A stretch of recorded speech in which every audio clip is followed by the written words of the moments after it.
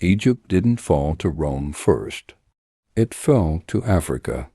Long before foreign empires carved Egypt into pieces, a dark-skinned kingdom from the south walked in and took the throne. No miracle, no accident, no peaceful inheritance. They conquered Egypt with discipline, fear, gold, religion, and blood. This is not the Kush you were taught in school. This is the Kush Egypt feared. Because when Kush ruled Egypt, it didn't just rule land. It controlled belief. It controlled trade. It controlled life and death. And it did it better than Egypt ever had. South of Egypt, beyond the Nile's gentle curve, the land changes. The sun is harsher. The land is tougher. The people survive or die early. This was Nubia. This was Kush. While Egypt enjoyed fertile plains, Kush grew up with scarcity. And scarcity teaches one lesson fast. Power must be taken, not inherited. Kush didn't have Egypt's temples at first. They didn't have pyramids towering the horizon. What they had was iron, gold, and warriors hardened by terrain. And Kush learned something Egypt forgot. Whoever controls the south controls the Nile. Whoever controls the Nile controls Egypt. Kush watched Egypt for centuries, studied it, learned its gods, learned its weaknesses. They waited. Kush didn't rush into war. They did something smarter. They controlled resources. Kush sat on the richest gold deposits in Africa. Egypt's wealth, it flowed from Kush first. Gold for temples, gold for soldiers, gold for the illusion of divine kingship. But Kush didn't just mine gold. They mastered iron production earlier and better than Egypt. Iron weapons crush bronze. Iron armor ends dynasties. Egypt grew dependent on Kush trade, and dependency is a leash. By the time Egypt realized what was happening, they were already economically owned. No invasion needed. Not yet.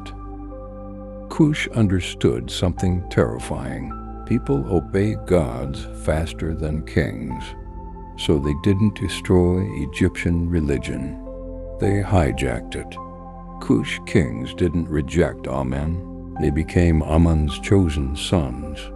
They rebuilt temples in Egypt, restored neglected gods, presented themselves as pure, disciplined, morally superior rulers. While Egypt's pharaohs became corrupt, indulgent, divided, Kush showed restraint, order, military discipline. Egyptians began to believe maybe the gods favor the south now, and belief weakens resistance. Then came Piye, not a conqueror, screaming for blood, a king who believed he was destined. Piye marched north not as a barbarian invader, but as a restorer of order. Egypt's cities fell one by one, not through massacre, through submission. Piye demanded ritual purity before surrender. Kings who disrespected gods were humiliated. Temples that resisted were crushed. Egyptian rulers bowed. And just like that, a Kushite sat on Egypt's throne. The 25th dynasty began. Dark-skinned African kings ruling Egypt, wearing its crowns, commanding its priests, controlling its armies. But don't be fooled. This wasn't kindness. This was absolute authority disguised as holiness. Kushite rule was strict. They revived old punishments, reinforced divine law, enforced loyalty through religious terror. Temples were watched. Priests were monitored. Local rulers who rebelled vanished. Public executions weren't common because fear was internalized. People obeyed because they believed disobedience angered the gods. This was psychological rule, and it worked. Egypt stabilized under Kush. Trade flourished. Monuments rose again. But stability always breeds enemies. While Kush ruled Egypt, another empire was rising.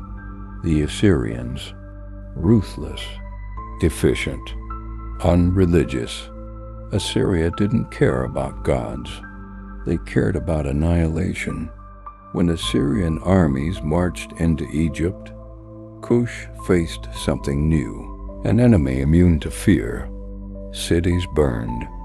Temples were looted. Psychological warfare met raw brutality. Kush fought back fiercely, but distance mattered. Holding Egypt from Nubia stretched their power thin.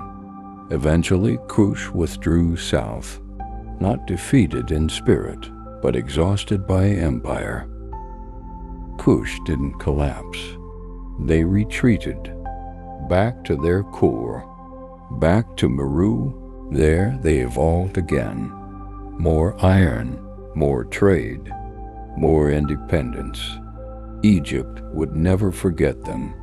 History tried to erase them, but Kush proved something terrifying. Egypt was not untouchable, and Africa could rule empires. Kush didn't vanish.